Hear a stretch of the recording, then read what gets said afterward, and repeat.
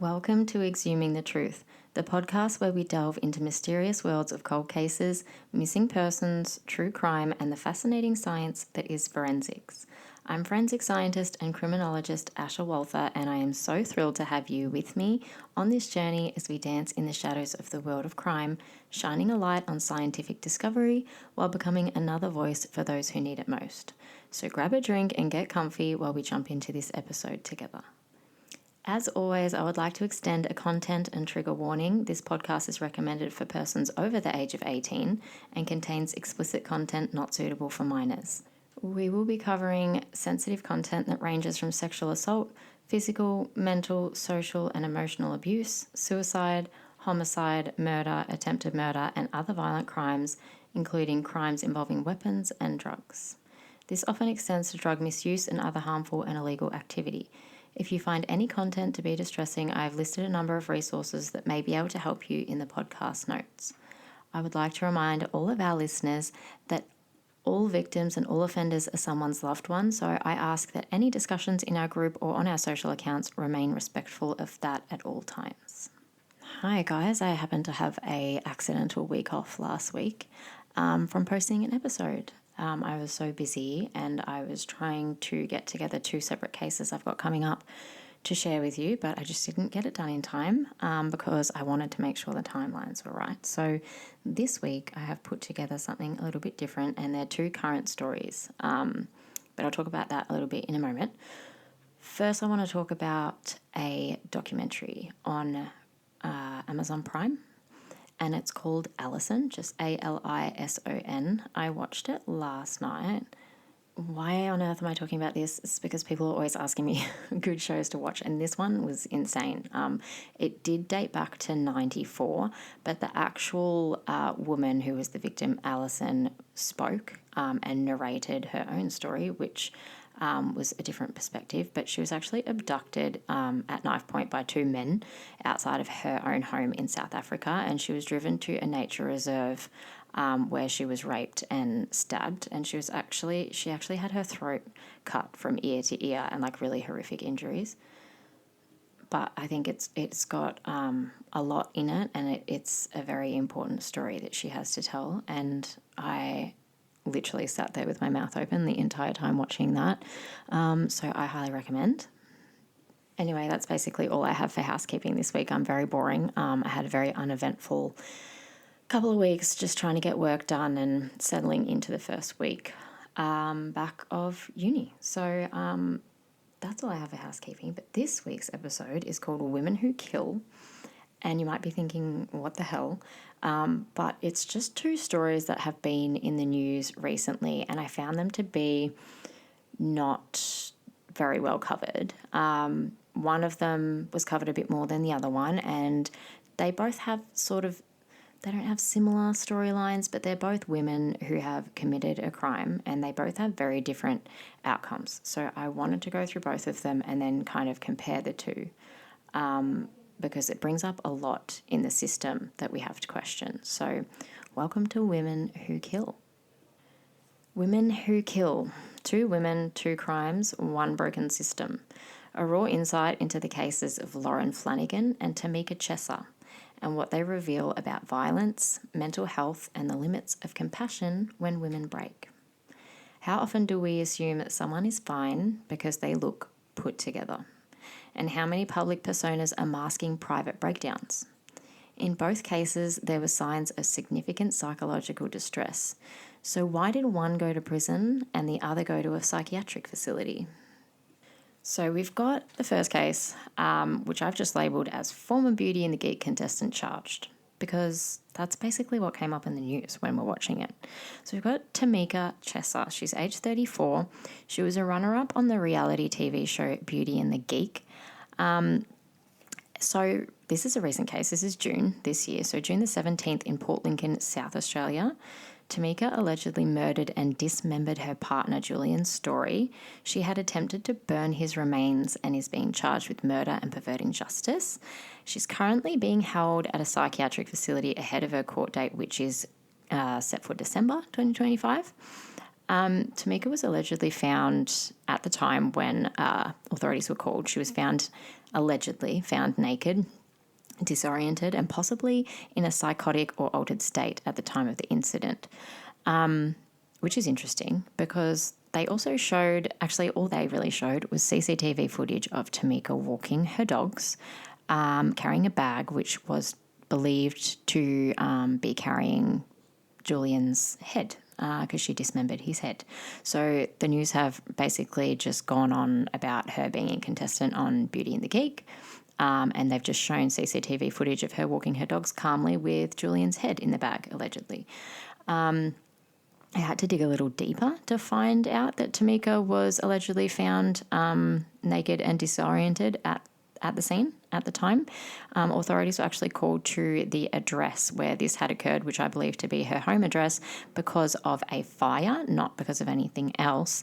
And she had actually allegedly lit his remains on fire, and those are the ones that were left there, as she obviously had allegedly removed or dismembered his head and disposed of that elsewhere. I'm wondering if she had actually any previous signs of distress or any previous mental health issues. That's going to be one that I am assuming that they'll be looking at in court, and what services would have existed to prevent that. But that's sort of something we can't discuss because we don't know. But if someone is spiraling long before tragedy happens, why are there so few serious on-ramps to help? Because there's been a lot in the news lately about mental health, but when people try to get help, they're not really taken very seriously. So I also wonder if there was any prior red flags on Julian's end. So Julian's story, that was her boyfriend. Any red flags that he had that may have been dismissed or ignored because he is a man, because that is not uncommon. Did the public persona of Tamika as a glamorous underdog on the Beauty and the Geek conceal serious personal instability or trauma? We don't know. That's another thing they might look at in court. But do we overlook red flags in people's social fame or influencer status? I think so. And I think they kind of twist the story to make it a bit more about, oh, this is a reality TV person and they did this thing and we're in shock because of who they are, not because of what they did. Now, we haven't got a whole lot of information on Tamika Chess's story and Julian Story's story, excuse that, because they just really haven't given it to us. This second story that we're going to use, that's also been in the news, it's quite brief as well, but I want you to pay attention to the fact that these are two women who have committed crimes, two women who have allegedly commit murder, two very different outcomes. So just keep that in your mind. So the second one I've labelled very simply, Queensland toddler stabbed to death by mother.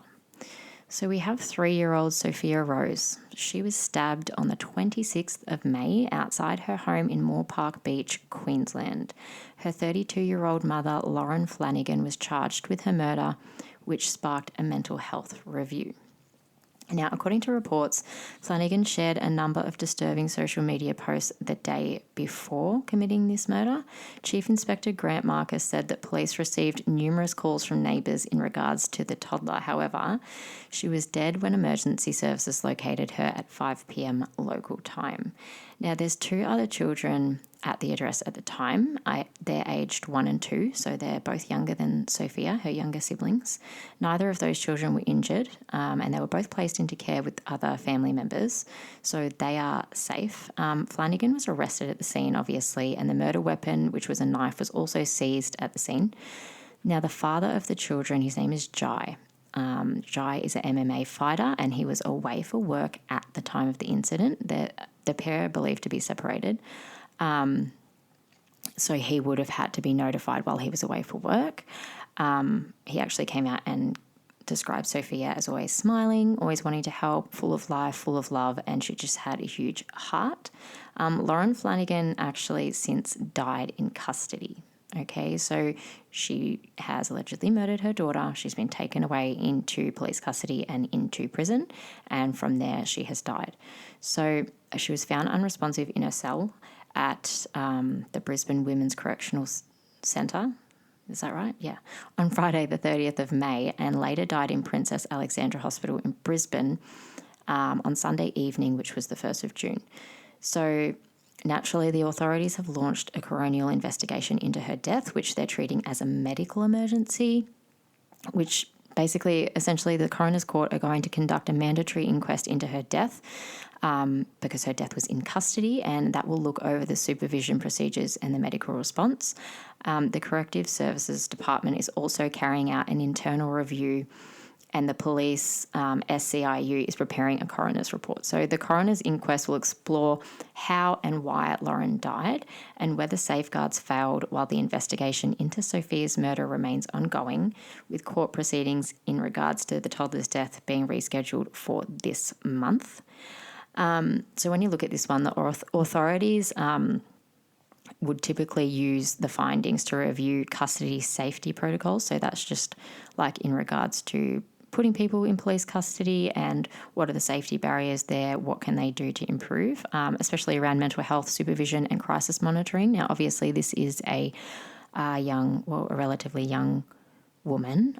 She is a mother of young children, and I'm confused about why she went straight into police custody. I believe she should have gone into psychiatric facility for a number of reasons. We'll go into that in a minute. But it's believed that Jai, so Sophia's father, which is Jai, he's understandably critical of the system for failing to protect his daughter, and he's now caring for his two youngest surviving children. So if he is currently critical of the system for failing to protect, I'm assuming that there may have been a previous issue. They might have flagged some problems with Lauren's mental health or her behaviour, or even postpartum depression and things like that. So how many red flags are too many before the system steps in? Why are so many women in crisis slipping through the cracks? Had there been any previous reports to child protection or mental health services? These are all things that will come out in the coroner's report, hopefully. Why was she not under closer observation or care before the tragedy? That's a huge one. We ask women to be everything, but what happens when a mother silently breaks and no one hears her? And I think this is huge, and I think a lot of our mum listeners and fellow mums, which, hello, that's me, you can relate. It's having a baby, whether you have postpartum depression or not, it's hard. It's a really hard adjustment. I couldn't imagine having a 3-year-old, a 2-year-old, and a 1-year-old. Goodness, I have, like, my boys at 4 years apart, and I even struggled then. So I cannot speak on Lauren's behalf or anyone's behalf. And obviously there's absolutely no excuse to murdering anyone, let alone your own child. But I would like to think that we could have supported her better, or had better intervention, or just the way that the father, Jai, says that the system failed to protect his children makes me kind of fall into the category of we may have been able to do something to help this girl. Is prison really the place for someone in psychiatric crisis, or is this another case of a system punishing pain instead of treating it? Here we've got two very different scenarios, like I said, but we have two women essentially, and only one of them was detained in a psychiatric facility. One of the two who allegedly murdered her adult partner and who allegedly murdered her young child, I'm a bit confused about why there wasn't a precaution to take even both the women to psychiatric facilities, particularly the mum. I'm really, like, if I'm looking at these two cases next to each other, I'm really confused about why it wasn't it wasn't the other way around. Why wasn't Lauren in psychiatric straight away and heavily guarded, able to be medicated, able to be safe, to enable the system to help her and to get her the help that she obviously needed. That's not to say Tamika doesn't deserve that as well, but I'm mind blown, actually. When I was working on this last night and this script, I was like, what the hell? Why wouldn't we even take the precaution to assign Lauren her psychiatric assistance rather than incarceration? Especially if she's got a 1-year-old, so she could very well be in that postpartum depression time frame. She was placed in a crisis support unit in prison, but like I said, she's died within days. So should severely unwell individuals be in prison at all, or should they be in secure psychiatric care? That's a really fine line, because I think most of us would agree that a lot of people in incarceration are unwell. Do we need better psychiatric units within the prison system?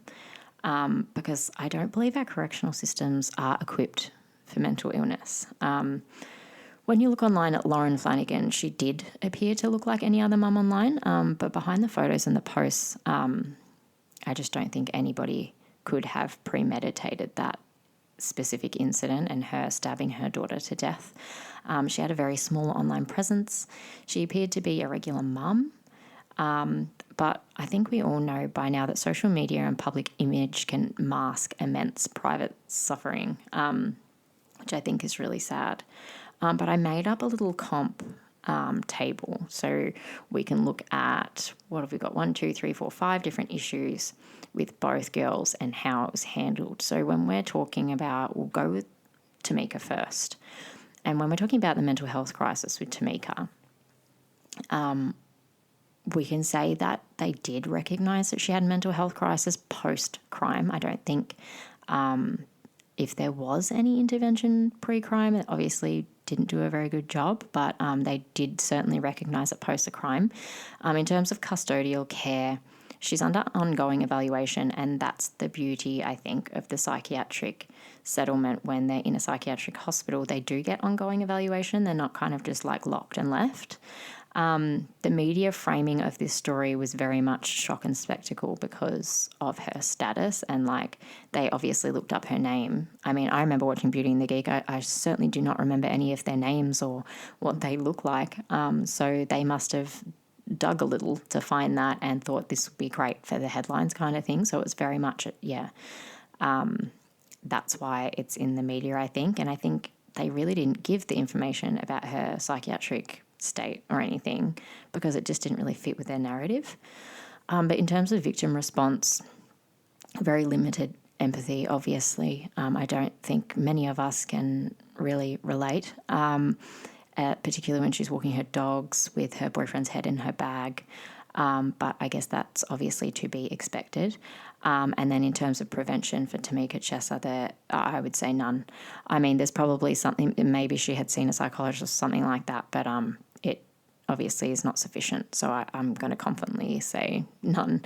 When we're talking about Lauren Flanigan murdering her daughter, mental health crisis was completely ignored until it was fatal, in my opinion, because we have the father who is estranged from Lauren, saying that the system failed to protect the child from the mother.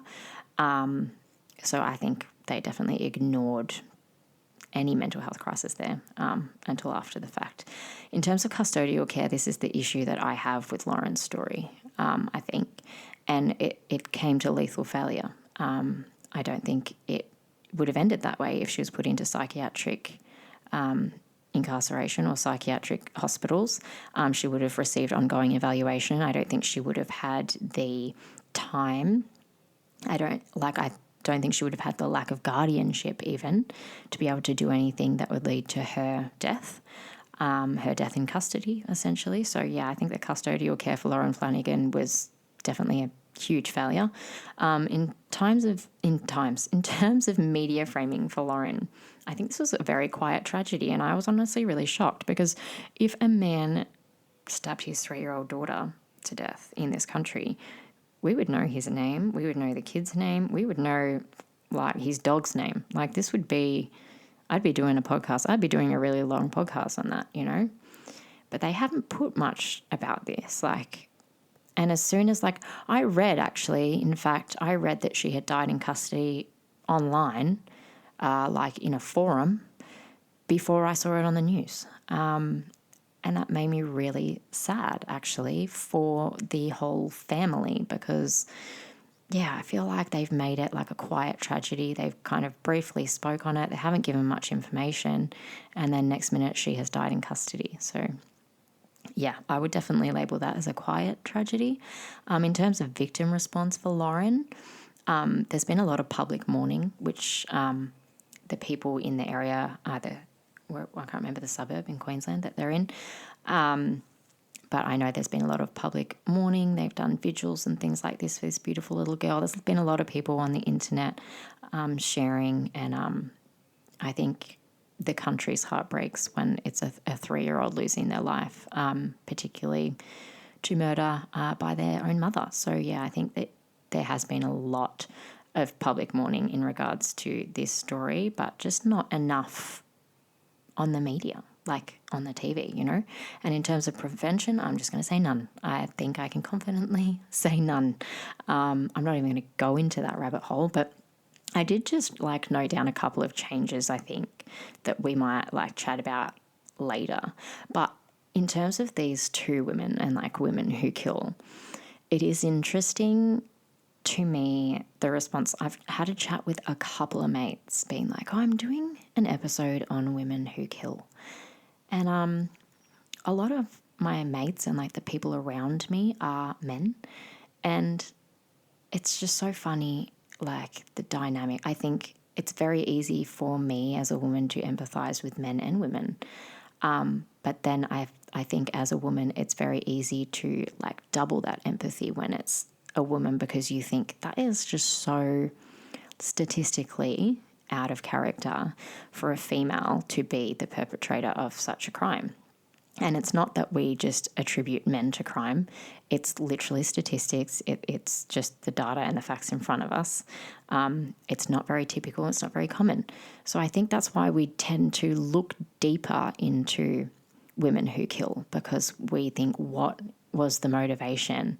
And if there was no motivation, really, was there something really wrong? Like, what did we miss? Because women, like, it's just, yeah, I spoke to my partner about it, and he's like the same that everybody else would say. Like, if it was a man, it would be all over the news. And that's completely true and completely fair. So I thought it was an important topic to bring up, and I'd love to hear everyone's opinions and discussions on it. And I want to open that conversation, because the changes that I noted down, which I think like systemically could have helped here, like I can't say with confidence that it could have stopped this, but in the future, early gender-neutral mental health services, that is why Exhuming the Truth Academy exists, and why we are doing primary school programs to get in there before this shit even enters somebody's mind, you know, like get into, like, our kids are our next generation, and I honestly feel we are so far gone, like,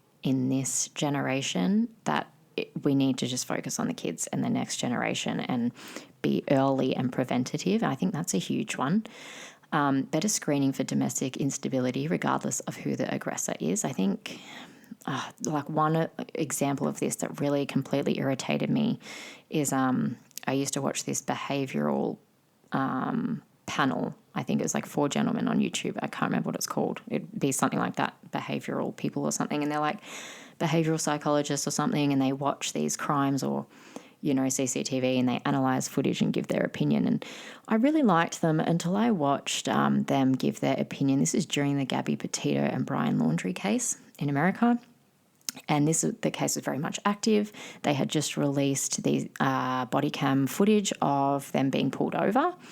And I watched that before watching the behavioural psychologist speak, and I was like, he is guilty as sin. She is trying to protect him because she's the victim. Like, I've been there, done that, like, in my life, and I've seen it 100 times. And you could just tell the way he was so jovial and trying to be the nice guy, that he was guilty as sin. And then I logged on to YouTube and I watched these guys talk about it, and here they are saying that she was the aggressor. You know, he was a nice guy, saying that he had good positive body language and things like that. And it just put me off entirely, honestly, like, because he was able to compose himself better, because he was able to, you know, translate how he was feeling and get along better with the officers. This is what they're reading, and that's just not it. We need to be non-biased when it comes to the aggressor, and we need to take both sides of the story, and numerous times from numerous people, before we're jumping to conclusions like that. And I think that's a huge one. Media responsibility is another huge one, which is just going to be a never-ending battle because the media suck. I did actually, like, I'm sure everybody's seen the Daily Mail and how awful they are, and they'll like post a picture and they'll have like this very misleading, incorrect heading. And I heard from another journalist a few weeks ago that they actually pay their journalists to do that and create those headings as bait for people to come on and be like, I know you're lying. And then they get more clicks and more views. So that makes sense. So the media, like, they glamorize everything, they stereotype everything. And they just don't ever see them making things more human and less glamorizing and less stereotyping. So media responsibility is huge, and I can't see a way past that. But as well, I've got trauma-informed care in corrections and psychiatric custody. So working with somebody, not on them, because they tend to have an approach of like, we need to work on this person and blah, blah, blah. And everybody's perception is different because everybody's upbringing and experiences are different. And I think it's really important to have the capability to tailor services to that individual. And I really, although it's incredibly heartbreaking what happened to Sophia by her mother, Lauren, I do wonder if Lauren would still be alive if she was in psychiatric care. And the last one I have is inclusive narratives that address violence from all genders. So that's just a very obvious one, but it again, statistically, yes, it is men who commit more crimes than women. But that doesn't mean that in every situation that's the case, and we need to really learn, as we learn more about Tamika Chessa and Julian's story, I'm sure more will come out about if Julian had reached out for other help or he had any other concerns. And I really hope that it doesn't come out that he had tried to seek help and didn't receive it, because he is a man and he was suffering domestic violence, because that's incredibly heartbreaking. And I just think that's a whole other podcast, I reckon. Let's do another one on that, I think. But I'm actually really glad I did this episode because, a couple of my friends are like, oh, you sure you want to do that? Like, women who kill. I'm like, yes, I am sure, because these are two, like, really big stories in this country. And why is there not more, like, shock and outrage over this and, like, how things were handled and everything? So I'd really love someone to tell me their opinion on that, on either one of those cases too, because I'm very interested. But anyway, I'm going to leave it there. Love ya and leave ya. I'm going to go and have a movie night with my boys. I believe tonight we are watching the Minecraft movie for the 500th time. But yeah, thank you so much for being here. Thank you so much for joining me on this episode. I hope you have enjoyed it here. If so, you can subscribe to stay up to date on new episodes, or you can find us both on Instagram, Facebook, and now TikTok. You can also subscribe on Spotify to our subscriber-only episodes. You can join our Facebook group to join in on the case discussions and make case requests. You can find the link to our group in our podcast notes. And as always, stay curious, stay informed, and until next time, trust your instincts and keep seeking the truth.